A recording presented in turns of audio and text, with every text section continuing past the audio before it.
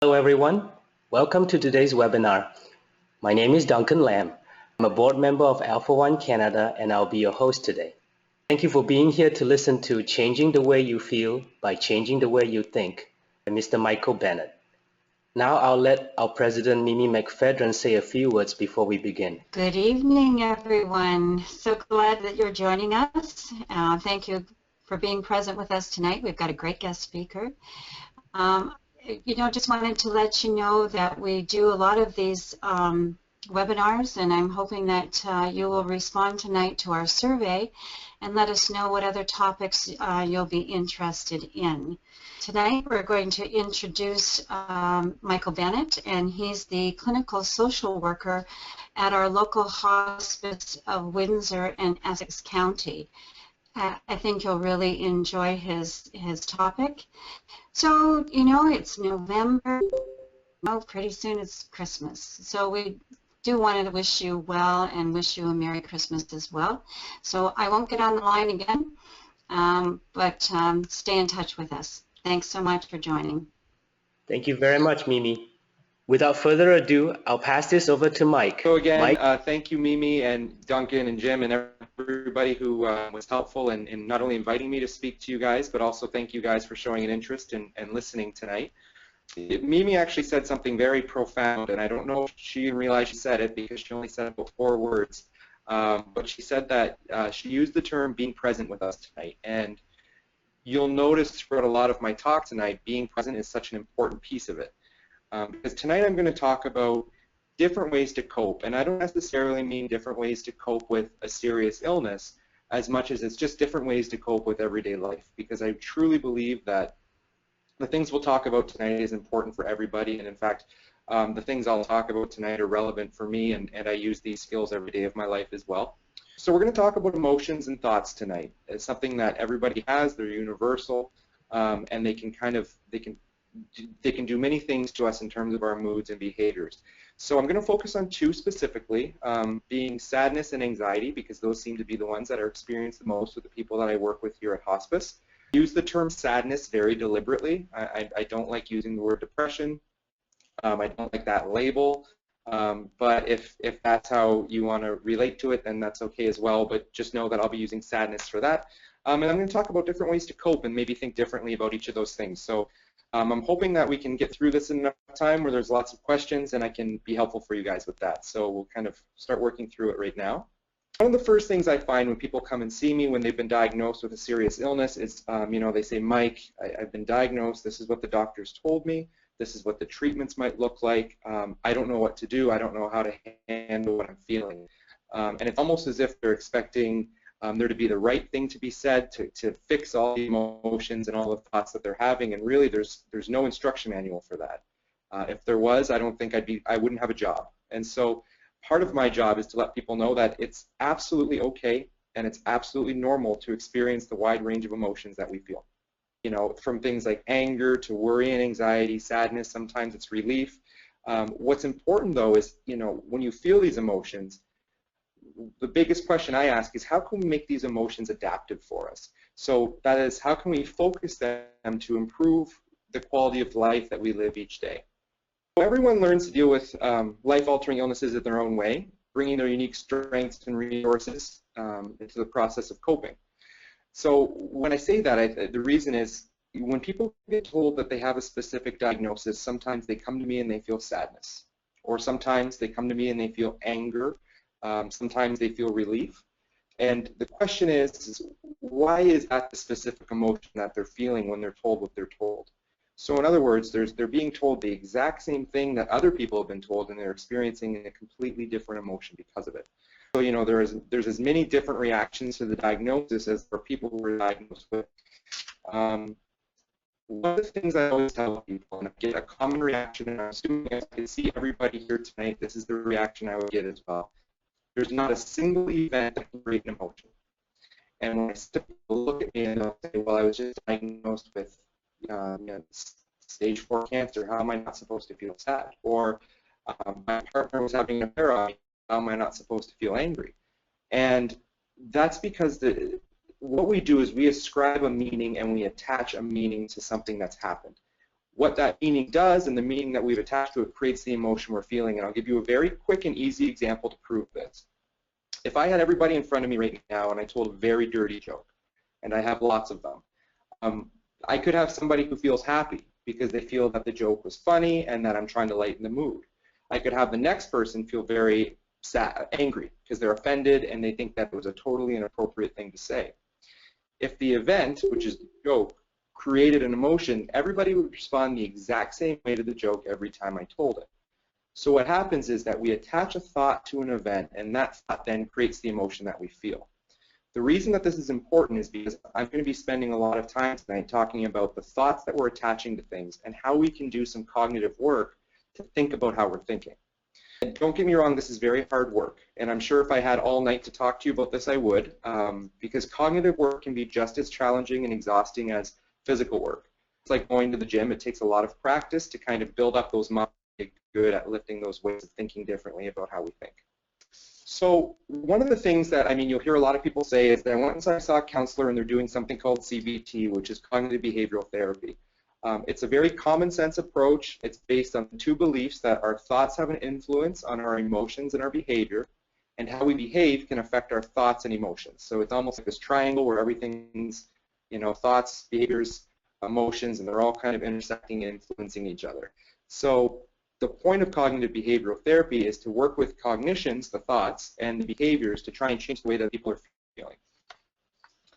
So the aim of CBT is to modify thoughts, so to identify and challenge patterns of thinking that don't help us with our moods, and behavioral strategies that can involve, effective communication with people around us, with ourselves, activity scheduling, which is just a very nice way of saying being active, maybe exercising, and relaxation techniques. So the two most common emotions that we're going to talk about, like I said tonight, are anxiety and sadness. Anxiety, I always put anxiety first because I find that it's one of the most commonly experienced ones from everybody.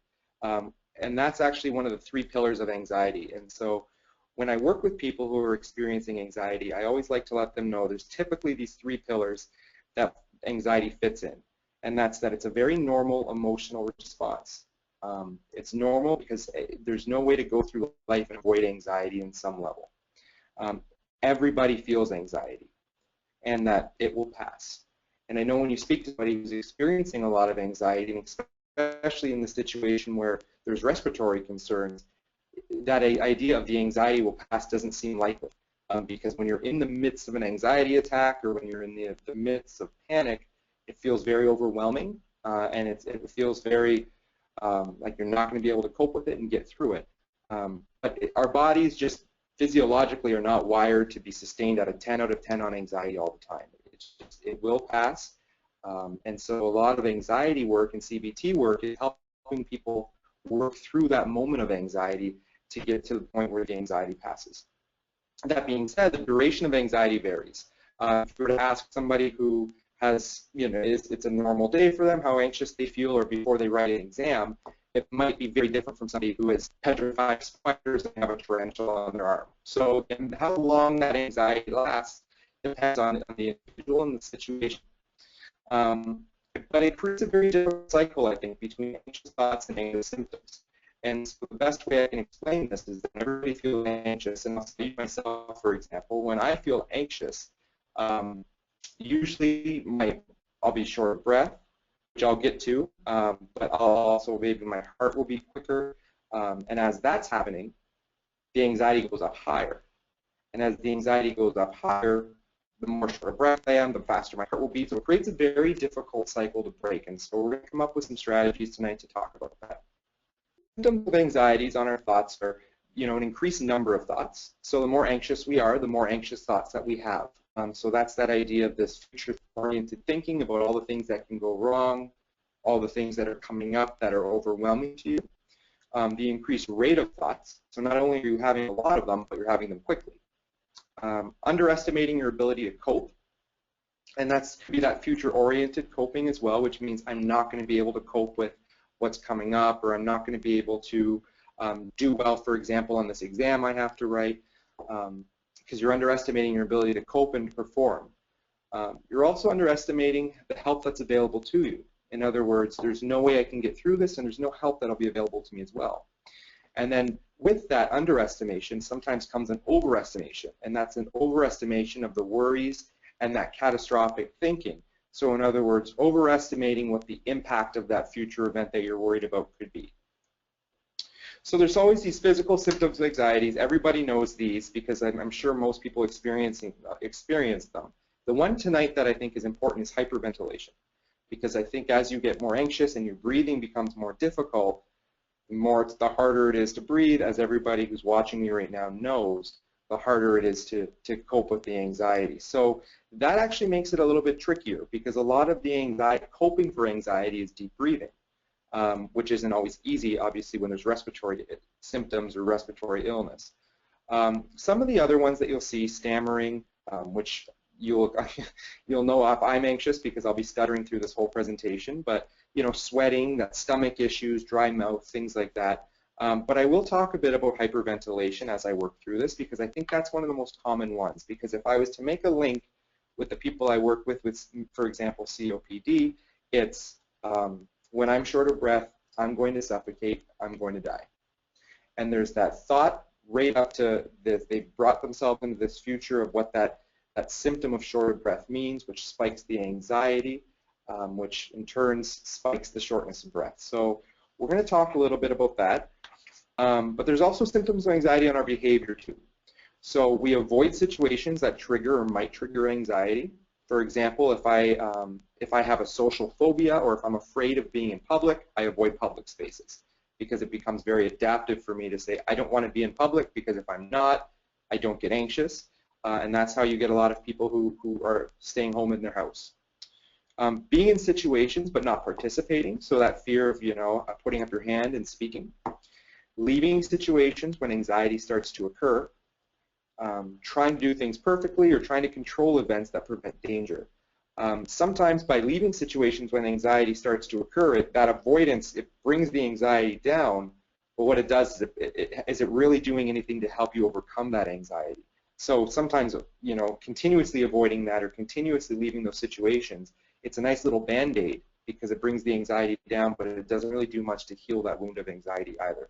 And that's not to say all anxiety is bad. There's adaptive qualities in anxiety. I'm sure a lot of people here are aware that a small amount of anxiety, it helps us prepare, it helps us plan, it helps us perform well, because it's that worriedness or that thought of how it could go in the future that makes us want to plan to do well.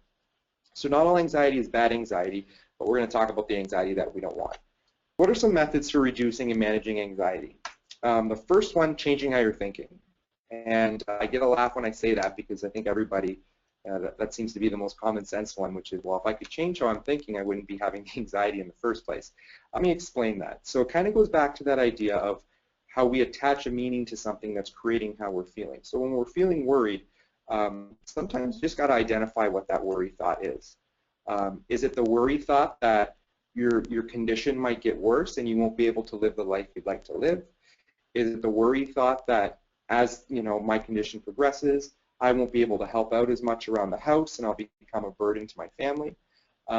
Sometimes it's, when you're thinking about how you're feeling, anxiety just gets so high because it's hard to pinpoint it and tease away all the little pieces and all the little thoughts that make up that feeling of anxiousness.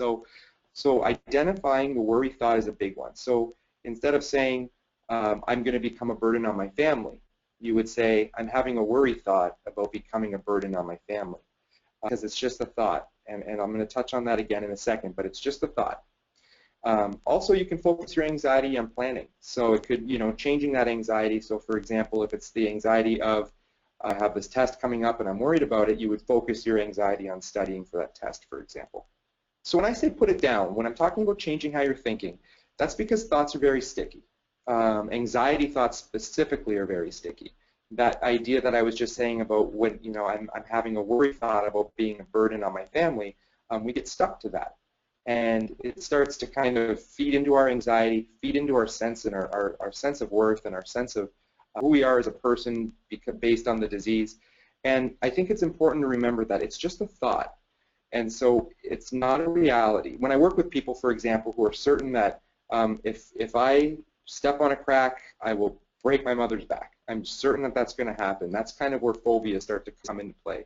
or obsessive compulsive disorder. So I might do things with them where I say, okay, for the next week and in between the now and the next time I see you, I want you to dedicate time into thinking about me losing my arm. And I use me because it's better than me saying them, but you know, I'll say that, or I'll say, you know, I want you to really think about me going bald for a week. So that way when they see me, I can start to, the next time they see me and I have both my arms or I have hair on my head, I can kind of start teasing away that idea that a thought doesn't influence reality and doesn't make something more real. With anxiety, what I find is that you're often either creating this reality that doesn't exist yet, like I'm going to become a burden on my family, I know it, so I'm feeling anxious. And so what happens is you start planning for it or you start judging your self-worth on it, and what you're doing is you're creating and planning on a reality that may or may not ever come. So if you're having a thought, it's no different than if you have a bottle of water next to you and I ask you to pick it up, and I ask you what you want to do with it, and you say, I don't know, Mike, I want to put that bottle down. The same thing works with thoughts. You can put a thought down. You don't have to stick to it, and you don't have to let it judge the fact that you're going to become the reality. And we'll talk a bit about that. If some of the stuff is resonating with you and you kind of wish by the end of this that there was more time to talk about it, I'll be glad to have my email address given out, but then also you can look into places in your area. I know that this is, you know, nationwide, so I'm being mindful of that, but I'm sure there's places like our hospice here or different agencies. You can sit with a counselor and they can work with you through this as well. The other thing you can do with your thought when I speak about changing it is just challenge it, saying, so what? So you might say, my physical health will begin to keep deteriorating and I'm going to be a burden on my family. And so say, you know, so what? What does that mean right now for you? And a lot of times the answer is, well, it just means that's what's going to happen. Okay. The idea is you can do that for yourself. You don't need someone like me sitting there and saying that. You can challenge your own thoughts too and say, okay, so if that's going to be my reality when that day comes, so what right now? Because the idea is with anxiety, you want to stay present right here and now, just like Mimi had said about being present earlier, but the idea is right now in this moment, what can I do to work with this anxiety? There's obviously medications as well. I'm not going to jump on the medication train and say you should always go for medication, but I'm also not going to say medication isn't helpful either. There's lots of great medication that people might be prescribed to help with anxiety. Sometimes even if it's just a low dose, it's enough to take off the edge to be able to enable you to do some of this different way of thinking. And obviously relaxation training is a big one, which I will get into. And this is where the breathing stuff comes into play. So with relaxation, when we physically relax, mental relaxation follows and vice versa. So if you're slowing down your thoughts, you're slowing down your physiological symptoms, which is your heart rate. When you're slowing that down purposely by taking slower breaths or relaxing, it's going to slow down those mental anxiety thoughts as well. Relaxation can be divided typically into physical relaxation and mental relaxation, which we'll talk about. So physical relaxation, it's that use of progressive muscle relaxation and controlled breathing. I'm assuming most of the people who are watching me tonight have had some interactions with respiratory therapists. They probably have respirologists that they see. And I encourage you to speak with them and work with them on different breathing techniques. So you could have your pursed lip breathing, which I'm sure a lot of people are aware of, that diaphragmatic breathing, which really comes from, you know, the stomach, the shallow kind of breathing, different positions that you can be in that make breathing a little bit easier. And the idea of muscle relaxation, it's kind of that idea of you start at your toes and you tense them up for 3 seconds and you release them for 3 seconds. And then the next one you'll try and you'll do your calves. And you'll tense your calves for 3 seconds and you release your calves for 3 seconds. And the idea is to work your way all the way up to the head and make your way back down. There's 2 things that does. One is that by having to concentrate on, okay, wait a minute, how do I flex my quad right now? Or how do I flex my abs right now as I'm sitting here? That concentration brings you back in from wherever your anxiety thoughts are, because it's keeping you kind of focused right here and now and trying to work through those body relaxation techniques. And the idea of muscle tension and relaxation, it just helps with helping the body relax and calm down too. Mental relaxation, so use of imagery or guided visualization. You can use YouTube, which is fantastic. They have lots of great guided imagery and guided visualization things you can watch or listen to.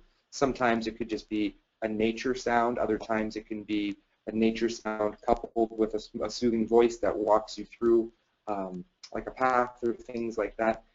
Music can be a good one as well. And then finally, the use of distraction. That can also reduce anxiety through being positively absorbed in an activity. So that could be watching a television show, reading the newspaper, doing something to change what you're doing in that moment, which I'll touch on a little bit too when we start talking about sadness. It's that idea of putting a stick through the bike wheel, which I'll get into. So looking at sadness, sadness can look many different ways. It can just be self-criticism, like, oh, I wish I would have done better. I'm sure I'll be a perfect example of that once I leave here tonight and I think about how I was talking to all of you guys. Hopelessness could be another one, that things will never get better. This is my physical situation now. It's probably only going to get worse. I'll never be who I was before. Suicidal thoughts, concentration difficulties, just overall general negative thinking, that pessimism. Sadness kind of looks like many different ways, and so it doesn't always just mean that severe depression that sometimes, you know, when you have nurses who come and see you and they ask you how depressed you are, that's a very tricky label that I'm not a big fan of, but that's a whole other conversation that I won't have right now. So sadness typically affects our motivation and our will to live. So I'll see patients, especially being in a hospice setting, I'll see patients and they'll say, you know, Mike, I've been lying on the couch or I've been in bed for the last week. I'm too tired to get up and do anything. I don't want to see my family. I don't want to see my friends. I'm just exhausted.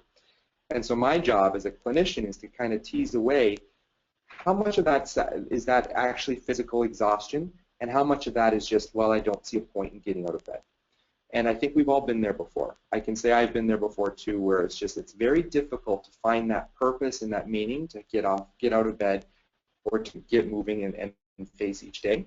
And sometimes it is physical exhaustion, but a lot of times it's that sadness and that idea that ties into sometimes hopelessness or despair. So I think sometimes the first step to do that, identifying the negative thoughts, is the first step to learning how to change your way of thinking. So what's the thought that's making you feel this way? If you're feeling down or if you're feeling sad overall, sometimes it's nice to sit there and think, okay, what's going on in my life right now that's making me sad? Is it an argument that I'm having with a family member or a loved one? Is it the promotion I didn't get at work? Is it something that somebody had said to me that hurt my feelings and I haven't quite let it go yet? But sometimes it takes some work to sit there and think to yourself, what's making me feel the way I'm feeling right now? What is the sad thought that I'm having? Going back to, like I had said, we attach a thought to something. So, you know, if I'm told something that's offensive to me, it's not the content of what somebody told me that hurts me. It's the fact that, you know, I've attached a meaning to it. So I've attached, they're really disrespectful to me, or, you know, they don't appreciate me and what I've done. I didn't do anything to them, and yet they're saying something hurtful to me. All those thoughts that I've just attached to something they had said is what's created this feeling in me too. So that's just a very long way of me saying, sit down and try and identify what are those thoughts that I'm having that might be feeding into the sadness that I'm experiencing. So what helps? Very similar to anxiety. What helps with sadness? Changing your thoughts. So that's sometimes, and I'll get into it a little bit more, so maybe I'll just breeze through this quickly. So changing your thoughts, focusing on your relationships with your loved ones. So, and this is especially true for the people that I work with here at hospice, where there's a lot of things you can't control with a diagnosis. There's a lot of things you can't control with what the diagnosis is doing to you physically. And so the focus then becomes, what can I control? And what are the areas of my life that this diagnosis can't touch? And so those things, as opposed to the physical symptoms of the diagnosis or what it means in terms of your independence and things like that too, can help. Planning activities. So activities are just connected to the way you feel. It's often helpful to increase pleasurable activities to start as a way to start treating sadness. So that might mean I'm going to sit down and I'm going to watch a whole season of Family Guy, or it could be I'm going to pick up the guitar and play the guitar. Sometimes it's just getting back in touch with the things that you like to do that brings you pleasure in life. And again, medication as well. Sometimes antidepressants are helpful, like I said, just to take the edge off enough to do the other types of things that bring you joy. If you're not willing to see somebody to talk about sadness, if you're not willing to start looking at what are the things I like to do or bring me joy in life, so for example, I don't want to touch the guitar because I'm just getting too sad to do that, or I don't want to get off the couch because I don't see the point. Medication can take the edge off of that to motivate you or give you the energy to start doing this kind of work too. Okay, so changing your thoughts. People feeling sad tend to notice and remember negative experiences much, much easier than positive experiences. So along with tending to interpret their lives with a negative bias. And what that does is that feeds into their sadness.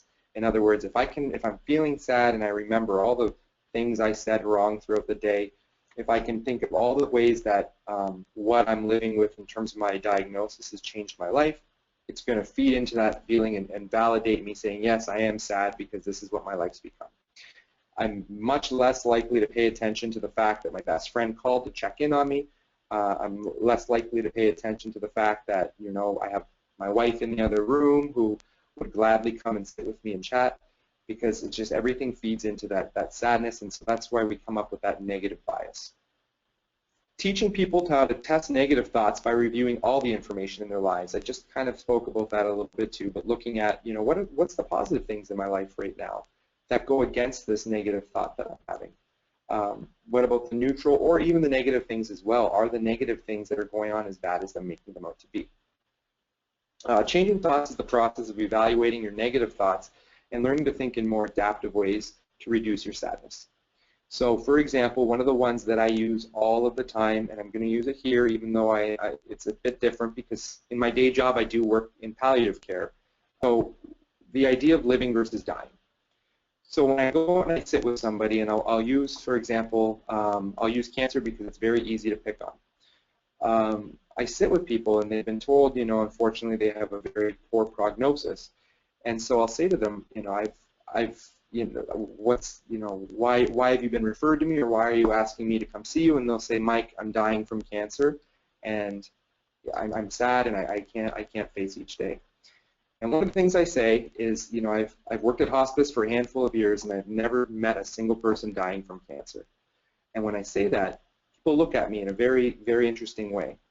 And that's because everybody I've ever worked with is living with cancer. And just as, you know, anybody of us that ever encountered is living with the serious illness they have. Because there's a very big cognitive switch, for example, and this goes back to changing your thoughts, versus thinking that you're dying from something versus thinking that you're living with something.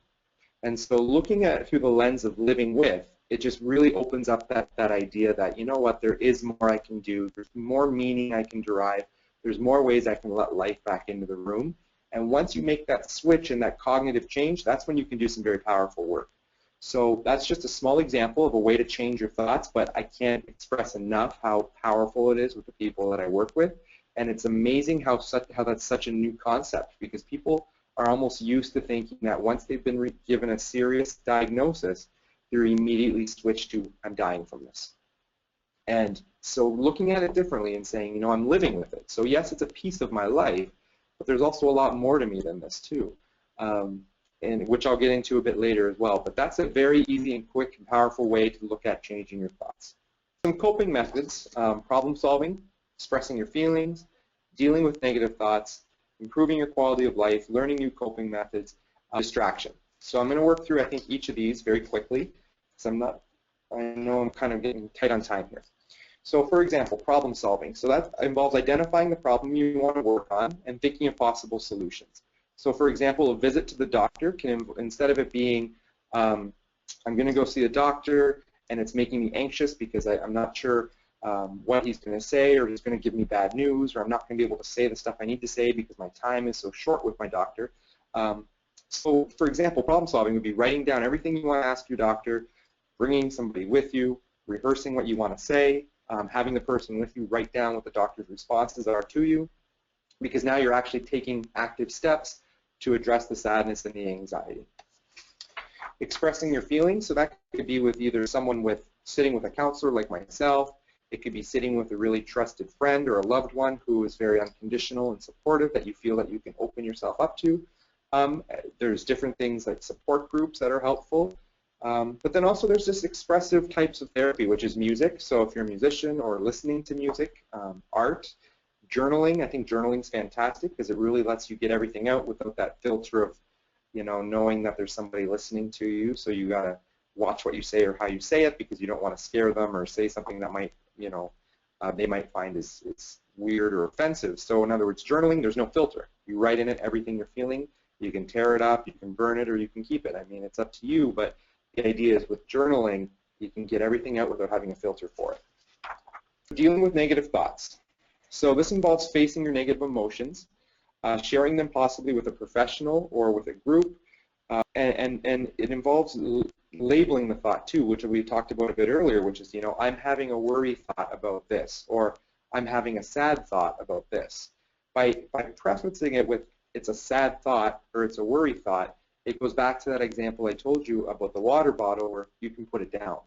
And so by letting yourself know that it's a thought, you can just put it down. So for example, I'll give you a personal one. I was in the shower this morning and I was feeling very overwhelmed. I knew I was feeling anxious because I can always feel it in my face first. And it just came out of nowhere. I had no idea where it was coming from, and it really took me a second to say, okay, Mike, what is it that's making you anxious right now? And so I was starting to think about things, and I had realized it's because, I have a thing that's due on Friday, which I haven't started yet. I wasn't even in the realm of thinking about it at that time, but then as I was in the shower and I was really processing what could be going on in my life that's making me feel overwhelmed, that's what it was. And it immediately, just even identifying it, brought my anxiety down a bit too. I say Teflon mind because I think it's a fantastic concept. I'm sure everybody here who is familiar with Teflon. And that's the idea of identifying a thought, not judging yourself for having the thought, and letting the thought slide back out of your mind. So it's kind of like, here comes a thought, Teflon, right out the side. Because what happens is we judge ourselves for thoughts that we have. And especially thoughts with anxiety, which are very sticky, like I had said, it becomes, oh, I'm having this anxiety thought again. I shouldn't be having this thought. Or it could be, I know that if I go outside or if I go on a vacation, I'm going to get very sick, so I better avoid all my vacations. And what happens is we stick to that. So the idea of the Teflon is you identify it. I'm having a worry thought about my vacation, and you let it go. I've worked with different people. I've done visualization things where I've said, close your eyes and envision that you're sitting on a hill, sunny day, you're under a tree, and you're looking down at the train tracks, and there's a train going by. Not one of those via rail 900-mile-an-hour trains, but a nice slow, train going by. The point of that exercise is each train car you see going by at a comfortable pace is a worry thought, or a sad thought, or a thought in general. So the point of that is as you're visualizing it with your eyes closed and you're seeing this train go by, you can identify each train car as a thought you're having. So there's a sad thought that my life won't be the same because of this alpha-1 diagnosis. There's the anxiety thought that my breathing will continue to get worse and I'll suffocate. There's the anxiety thought that I won't be able to control what happens to my medical health and I could become a burden on my family. The idea is I'm never going to sit here and say you shouldn't be thinking what you're thinking. We're humans and we're allowed to do that. But what's more important to me is that you're not letting those thoughts change your emotions or distress you to the point where it's affecting your quality of life. So the point of this Teflon mind and identifying thoughts is just to say, you know what, it's okay, I'm human. I'm going to have sad thoughts. I'm going to have worried thoughts. I'm going to have scared thoughts. Let yourself have them, but let them go as well. So labeling the thought, weighing the evidence. Sometimes, and like I was saying with the sticky thoughts, is that you might have the thought that I'm worthless. My condition has changed my life so much that I now have no meaning and I can't provide for my family and I'm now worthless.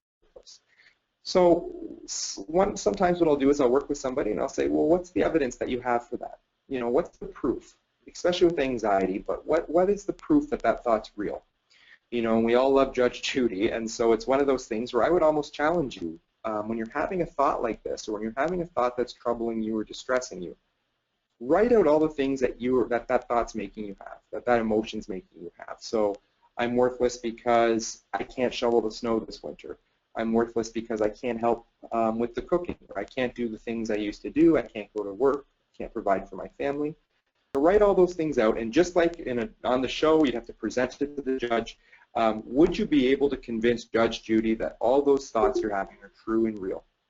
And so that's one of the things that I would challenge people to do, is weigh the evidence against the thoughts they're having.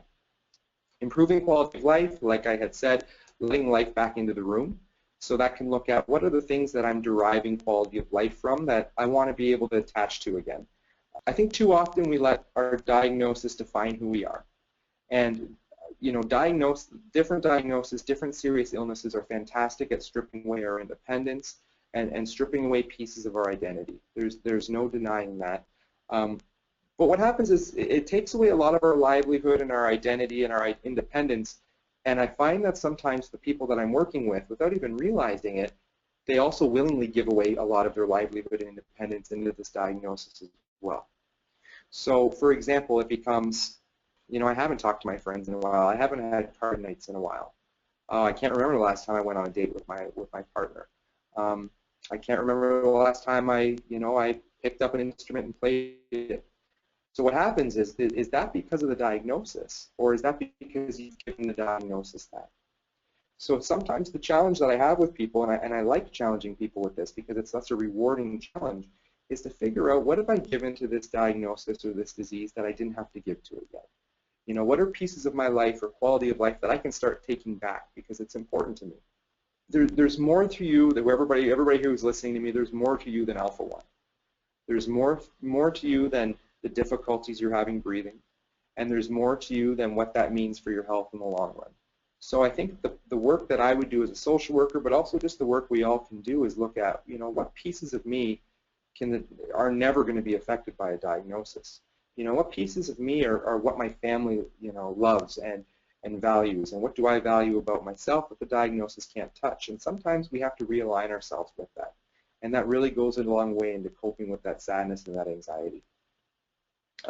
It's funny, I think Hippocrates said, it's more important to know what sort of person has a disease than to know what sort of disease a person has. And as great as our healthcare system is, I find sometimes we're just so focused on the disease and the diagnosis that we lose sight of the fact that you're an individual. And so thinking about things a little bit differently and always remembering that there's pieces of your life that you're going to derive quality from that the diagnosis can't touch, and it's up to you to kind of figure out, what do I define quality as? We don't get to pick quantity. That's between us, but each of us gets to pick quality. And quality changes. It's a fluid concept. So as things change with your health, what you're defining as quality might change too. And so we always have to work with our loved ones and with ourselves to redefine what quality is. So coping methods just depends on the problems and what you need. Sometimes it can be reconnecting with friends or hobbies, or sometimes it means speaking to a professional. Other coping methods, like we had talked about, could be relaxation exercises, meditation, guided visualizations, yoga, tai chi, things like that. So the importance of the here and now. This isn't a tried and true and solid science, but it's something that I think is very, very true. So I'm gonna explain this in the quickest way I can. I want you to think of anxiety as a hand. It's this invisible hand that's pulling you into the future. So it's either pulling you into 6 months from now, which is when I have to go for my next test. It could be it's pulling me into 5 minutes from now when I know that I would typically be getting up to help cook dinner. I'm not going to be able to do that, and I'm gonna feel worthless. Anxiety is pulling you into the future. Sadness is typically that hand pulling you into the past. It's those thoughts of, I can't believe this has happened to me. I can't believe I've been through this. Traumas, things that we've been through. So what's important, though, is the way to stop being pulled into the future and being pulled into the past is staying right here and now. That's that idea of mindfulness, and that's that idea of being present. What you'll see on the screen there, it says our entire existence is only here in this moment. It's not in the future, and we can't work backwards and go into the past and change things that have happened. So how can we do this? How can we stay focused here and now? One of the things you'll hear about, which I know we talked about, which is the difficulty, especially for the people I'm speaking to tonight, is breathing exercises. So I'm going to give you some other exercises that you can do as well. Focusing on the 5 senses is a very big one. So if you were to go to a place where you can sit comfortably, and you can think about, what do I hear right now? What do I see right now? What do I smell right now? What do I taste right now? The idea is it's keeping you focused on your 5 senses right here and now. So when your mind starts to wander, recognize that it's wandering, but bringing it back. Other things I might say, I won't do it now because I think my speaker's probably pretty loud. If you clap your hands really hard and you sit there and you just sit there and look at your hands after you clap them, what do you feel? You'll feel tingling, you'll feel sensation, you'll see redness, and so there's that piece of it too. I've told people grip an ice cube, really concentrate on that ice cube melting, the feeling of cold in your hand, the feeling of the water dripping out of your fist. All of those things are just ways to stay here and now, because your mind is fantastic at pulling you wherever it wants. My mind can put me, 3 years into the future. My mind can bring me back to when I was 15 and I told my teacher to shut up and I feel terrible about it. My mind can take me anywhere and it can make me feel whatever it wants me to feel. The one thing that can't be fooled is your body. Your left foot can only be where your left foot is right now. It can't be anywhere else. So by focusing on, if I was to say, how does your big toe on your left foot feel right now? Do you feel the pressure of it on your shoe? Do you feel it on the floor underneath you? And you can feel the sensation of your toe. It keeps you here and now, and that helps with anxiety and sadness because it stops that pull. So remember, you're allowed to feel whatever it is that you're feeling, but also know that it's your choice as to what you're feeling. So don't judge yourself for the thoughts that you have. Like I had said, know that you're going to have them, but know that a thought's just that. It's just a thought. It's not a reality. And so staying in the here and now, focusing on your 5 senses is a way to kind of work with that feeling of anxiety and sadness. So just to summarize, the meanings and interpretations that we ascribe to events in life create the emotions that we feel. We spend some time thinking about thinking. Understanding that the thoughts are what's troubling, and consider reframing them. What's the proof for them? What's the proof against them? Can I create a new thought based on the proof for and against? Deep breathing, relaxation helps with anxiety. Activity planning can help with sadness. Focus on control. I know I touched on this too. Not what you can't do, because I think if I was to sit with everybody individually here and say, tell me the things that you can't do in life anymore, you guys would be able to list that in a second. But the harder question to answer is, what can you still do? And what are the things that the diagnosis will never be able to take from you? That question takes a lot of thinking, but that's the type of control and those are the types of answers I'm interested in. Don't punish yourself for thinking a thought. So that's that idea of having a Teflon mind, labeling the thought, letting it come and go. It's not judging you on your character. It's not judging you on your outlook in life, because you're allowed to think what you're thinking. Stay in the here and now. Watch out for the word should, because I think the word should is terrible. The word should really creates all these negative emotions in terms of anxiety and anger and regret and all these things, because it creates something that doesn't exist. I know this sounds kind of abstract, so I'll try and explain it quickly. If I'm driving and somebody cuts me off, gets through the red light, and I get stuck at the red light, there's nothing more I hate than that. And I might say, that guy's I'll have colorful language to explain what that guy's like. He shouldn't have his language. I shouldn't be late for this meeting. Or, I'm sorry, he shouldn't have his driver's license. I shouldn't be late for this meeting. And what I've done is I've created this reality right here. This is my should reality. This means I didn't get cut off. He didn't have his license. I'm not late for the meeting. This is that I never got diagnosed.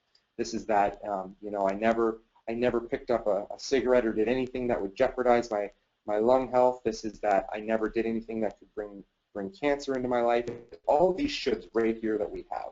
And when we build up this reality that doesn't exist, the one we have right now sucks, and it makes it very difficult to cope with today.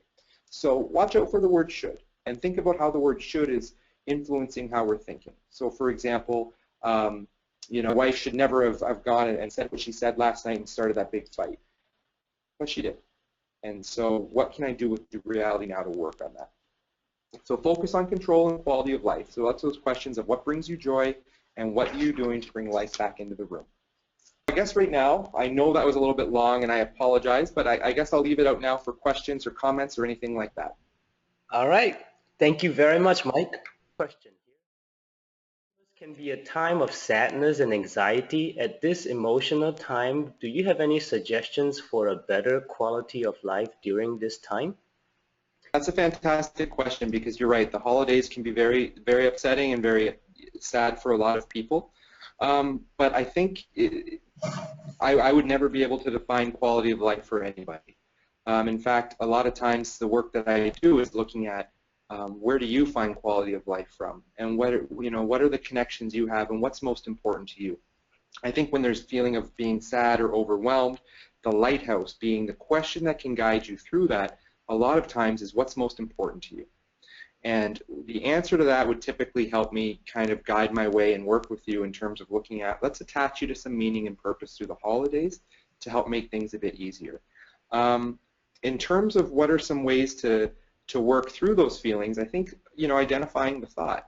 Is the thought, I'm never going to be able to have holidays the way that I used to have them? Is the thought, I don't have family or anybody close to spend holidays with? So I think we gotta, like I said, I think we have to work through figuring out what are the thoughts that are making those emotions happen, and how can we work with those thoughts. So, and it could be just attaching yourself to something that's in the community. So for example, speaking about the hospice here in Windsor, we do have a lot of people who are isolated or they're alone, or who aren't able to do the things they would typically do around the holidays. And so not only will I work with them in terms of helping us, have volunteers or things like that that can come into the home and keep them company, but I might link them up to the potluck or the things that we have here at hospice. I can't speak to every community. I'm not too sure where everybody's from, and I know sometimes there are isolated communities too, but that might be a piece of it as well. It's looking out and figuring and seeing, what's in my neighborhood and what's in the community that can help bring me some joy or bring me some attachment through the holidays as well. But if I was sitting with you one-on-one, I would definitely like to find out, where do you find quality of life from, and where do you find joy and happiness from, and what's most important to you? I think that would at least start the conversation in the right direction. But thinking about those things and thinking about what are the thoughts that's making Christmas so hard for me. Another question here. What strategies can you suggest for caregivers trying to help the person affected with an illness deal with their anxiety and/or sadness? So that's a really great question as well, because we work with caregivers quite a bit here. One of the things that I think is important is that it's impossible to help somebody if you don't know the kind of help that they want. But then the flip side of that is often people living with the diagnosis, I find, don't want to ask for anything because they don't want to feel like a burden. So what happens is I don't want to ask them what they want help with because I don't want them to feel like they're not able to do things, and I don't want to ask my loved one for help because I don't want to be a burden. So you end up getting almost this tug of war without anything ever being said. So I think first of all, it's asking them, what's the help that I can do for you? What's the things I can do to be most helpful for you? What are pieces of your independence that are important for you that you do that you want to make sure I respect? And just vice versa, I would sit with the person living with the diagnosis and work with them on helping them build that muscle of being able to ask for the help that they really need. It just makes things so much easier, I find, when the conversation is out in the open, because then the caregiver feels fulfilled because they know they're doing their part in helping, and they're helping with the things that really need to be helped with. And the person living with the diagnosis feels fulfilled because they know that the caregiver is offering their help and doing the things that they really need the help with as well. And so it kind of, I think the first piece of that is the communication piece and being able to really ask that question. But there's another piece there, and it depends, I guess, on the relationship as well. But there's a piece here that's also very important. And that's, you always have to find time to be the partner to your loved one. So, for example, it's very easy to slip into this role of patient caregiver. And no matter how hard you fight it, it happens. And it happens to everybody I work with. And so I think that by scheduling certain things in terms of scheduling time where you're just the wife, or you're just the husband, or you're just the daughter, the son, the mother, the father, you have to make sure you always focus on that role because that's the role that's most important. And the more you focus on that role, I think that's where it becomes easier to ask loved ones for help. Because I think even in times of wellness, I ask my partner for help, I ask my parents for help, and it all vice versa. I think once that role of patient caregiver really starts to seep in, it becomes harder and harder to ask for help or to talk about help with your loved ones. Because then it almost becomes like the dynamic has changed now, where you're the patient, I'm the caregiver, I'm no longer your husband or your wife or whatever the relationship is there too. So I know that's a kind of a roundabout way of saying it too, but I think it's very important, and only you know the situation. I wouldn't know that from answering the question, but making sure you're spending time being being in the role that you're in with that person, which is partner or child, or parent, because that's the role that is ultimately the most important, and it will make those other conversations, I think, a lot easier too. We have one that says, friends love to be with you as you do with them. What is a kind of way of limiting the visit and still encouraging them to come and join you often? Sometimes everyone is having such a good time, however, you get exhausted from the length of visit. And I think that's, I think that's an important thing to be able to speak about as well. So having maybe sometimes a point person in the family, sometimes having that one person who can be the bad guy, so to speak, to say, okay, everybody, it's very tiring for so to have a lot of visitors. So as much as we love seeing you and as important as your visits mean, it's a lot easier if the visits are a little bit shorter or if you don't stay as long. I know sometimes that's easier said than done, and people don't always listen to that either. So sometimes it's nice to have a family member or a friend who can be that advocate for you. And I think being open, being honest, and saying, what really helps me, it's great to see you guys, and it means so much to me that you bring this love and stuff into my life. But I do get tired very easy, so I do, sometimes I'm going to need the visits to be shorter than others, and it means a lot to me that you guys know that and that you can respect that. I think it's some of those things you just have to say, and it has to be verbal, and there's so many ways to say it. That doesn't mean it has to be very off-putting or anything like that. It can, I always say cushion it with something very positive first. So, guys, it means so much to me that you're here to be as helpful as you have been, and I value your friendship so much. However, sometimes it's easier if the visits are shorter because I do get really tired. Thank you. Being a social worker, is there generally a fee attached, or is it covered? Okay, so that's a very good question too. Agencies, social workers that work in agencies in the community, typically it depends on the agency. Some agencies have a fee for service, other agencies are free. So for example, hospice here is completely free, but other agencies in the city do have a fee for service. A lot of times with social workers, it's a sliding scale fee, so they'll do means assessment to see what your income is, and then they'll judge the fees accordingly. If you do see a social worker privately, so clinicians who are set up in the community that are not attached to an agency, oftentimes there's a charge for them, and it's not covered under your OHIP. Or sorry, I say OHIP because I'm in Ontario, but it's not covered the way that your medical coverage would typically be covered. Social workers aren't covered under that. So I would always suggest calling agencies in the community that offer social work support and finding out if there's a fee. But knowing that if you see somebody privately, unattached, there is a fee associated to that. Are you up for one more question, Mike? Oh, absolutely. Yeah, these are great questions. I love it. Sometimes people don't always see us as being really ill. This brings on anxiety. How can we share this without sounding like we are complaining? I think that's a very good question. I don't even know if there's a really easy answer to that either, because sometimes it's that thing that when you look well on the outside, people don't understand the inner challenges and struggles and how you're feeling on the inside. And that's one of those things where it's, there is no crystal ball. And I would only know by seeing you what you tell me. And sometimes it's difficult to say that. So I would, again, it's similar to the question that we had before about telling friends and family about limiting. I think supportively letting people know. And I'm going to guess that there's probably been a specific situation that's kind of brought that question on, whether it be that friend saying, oh, come on, come out and do this, or, oh, you don't look that bad, you should be able to do more. And I think you have to set your own limits, set your own boundaries, and know that you have to listen to your body. But knowing that people don't always know that, it's up to you to have that to be able to verbalize that and tell them that. Social workers like myself, we can coach with those types of conversations, but there's also different things that you can do as well, which is simply stating, I'm not feeling up to it today, I can't do that, or I know that I look well right now, and it's difficult for you to see how I'm feeling, but it's important to me that as someone who's in my life, it's hard for me, and I can't always do the things that you're expecting me to do. And I think by saying it very supportively like that, as opposed to it becoming more of a confrontational thing, people know, and people will get that. I think they'll be more respectful of how you're feeling and the limits that you're setting, as opposed to if you were to say, look, you don't understand what I'm going through, you're insensitive, don't talk to me. Versus saying, I know it's difficult, I know you care a lot about me, and it's important that I have you in my life, but sometimes I'm not able to do the things that you're expecting me to do, and it makes it hard when you don't understand that. So, and you can have that open conversation with people too. And again, feel free. You'll have my email address, and I'm sure, and I give whoever is listening permission to give my email address out for that sense.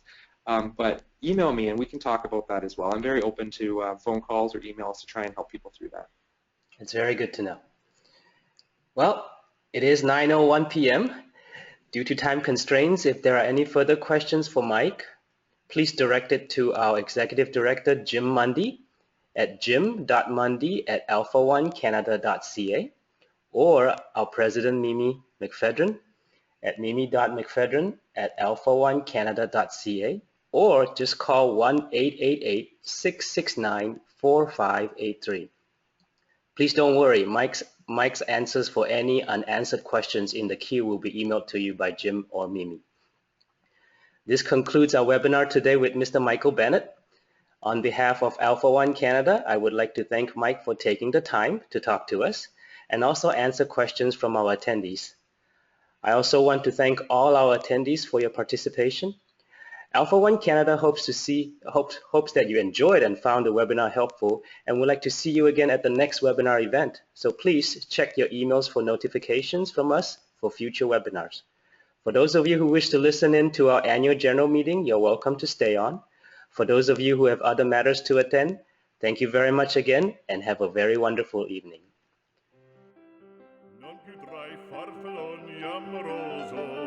Notte giorno di torno girano, delle belle turbando al riposo, Narcisetto Adugino d'amor.